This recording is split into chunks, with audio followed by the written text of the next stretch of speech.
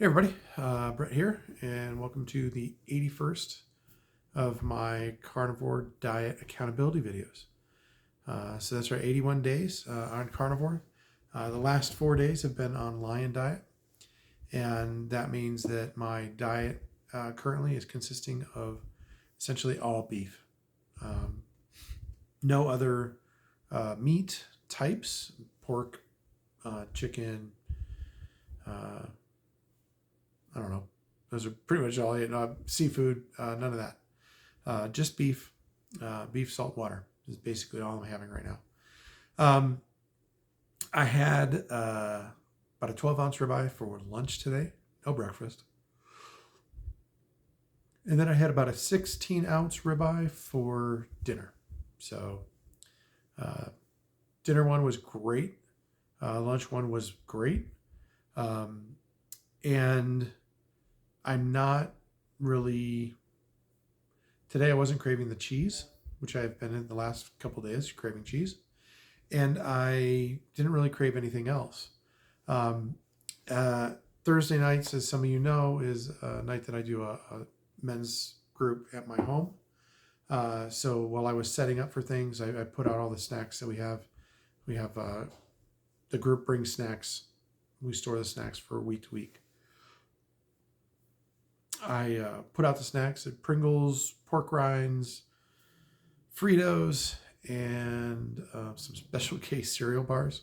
Those don't go very fast, but put all that stuff out and no real cravings. You know, the Pringles. When I was setting that out, I was like, oh, I haven't had a Pringle in forever.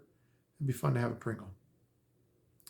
And then when it ran through my mind, what I thought about first was the saltiness. So I said I need to put a little extra salt on my steak tonight because I hadn't cooked the steak yet. So I need to put a little extra salt on my steak tonight because I'm craving saltiness, right? Pringles also have a very unique texture, in my opinion. One of the reasons I like them, and it's very nostalgic for me because Pringles were the chips that my grandmother would have for us when we would come over. Pardon me. So, that's something that I don't know that I'll ever stop having, is those nostalgic things. Might seem insane to some people, but Lifesavers hard candy. I feel like most people my age, my generation, know what Lifesavers are. I feel like my kids don't know what Lifesavers are. I've never bought them for them. But Christmas time, a few years ago, my wife found the Lifesavers book. Right, you open it up and it was like 6 or 8 rolls of Lifesavers on both sides, and I wept. To be totally honest with you, because that was something that my mother used to get us when we were kids. We'd open our stocking, and in the stocking would be the Lifesavers candy book. And my wife found them and put them in my stocking. This was probably about 4 years ago. And I ate them all. I loved them. But they're all sugar, so that's something that I will not have anymore.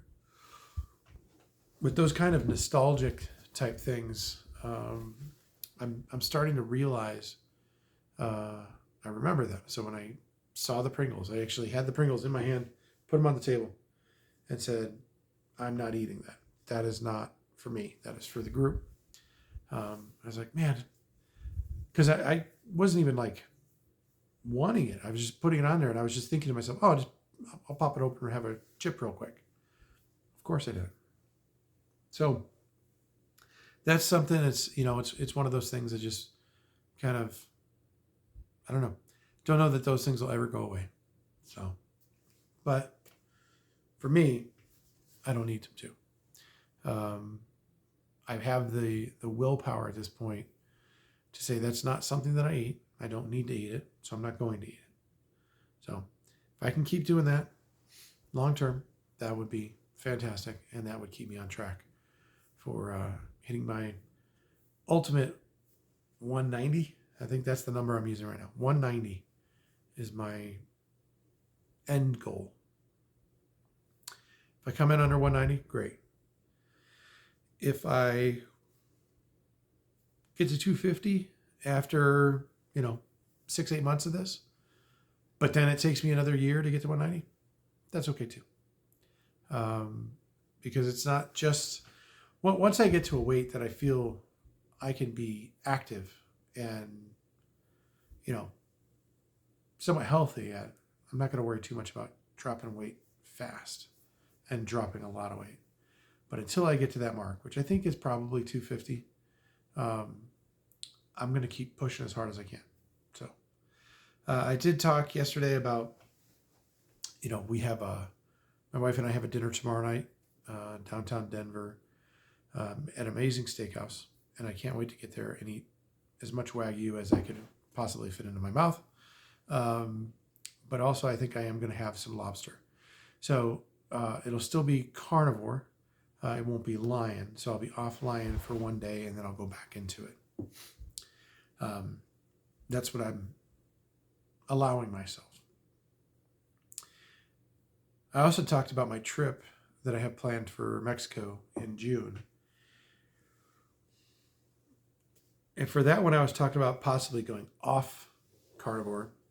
And, a couple of you, said, hey, don't do that. You've been doing so well. You don't want to ruin it. And I don't disagree with any of that. But what I'm struggling with is, I think what I'm doing is I'm trying to give myself an excuse now so that when I get there and there's something there that I want to eat, I can go, oh, well, I said I was going to go off carnivore. So it's okay to eat the chocolate mousse. It's okay to eat some crazy fresh fruit or some other pastry or even, I don't know, some kind of cauliflower or something. I don't know, cauliflower is something that's always been in my head. I rarely eat it. I rarely ate it, but I always think about cauliflower. So I'm not going to give myself a pass while I'm there, but I'm not going to beat myself up either. I am going to drink a little bit while I'm there. That I will do. I'm going alcohol free right now because I want to get down to my 260 goal. And I know that the alcohol will affect that.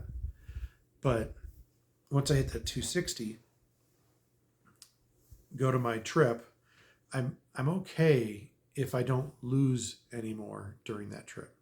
If I can maintain during the trip, I'll be happy. And during my last business trip, I was able to maintain, and I did have a little bit of alcohol while I was on that trip.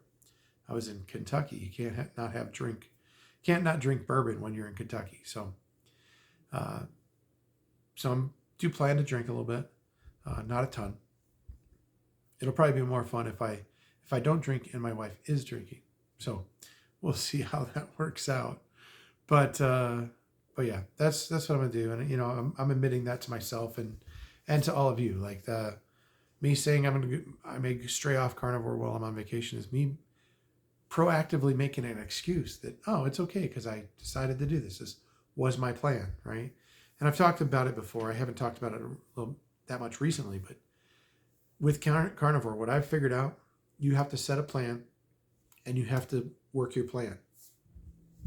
So if your plan is a half a pound of bacon and 3 eggs in the morning, ribeye at lunch, steak and shrimp at dinner, then that's your plan. So you work it. So I was mentally putting my plan while I was on vacation to be, you can eat other stuff. So changing that plan.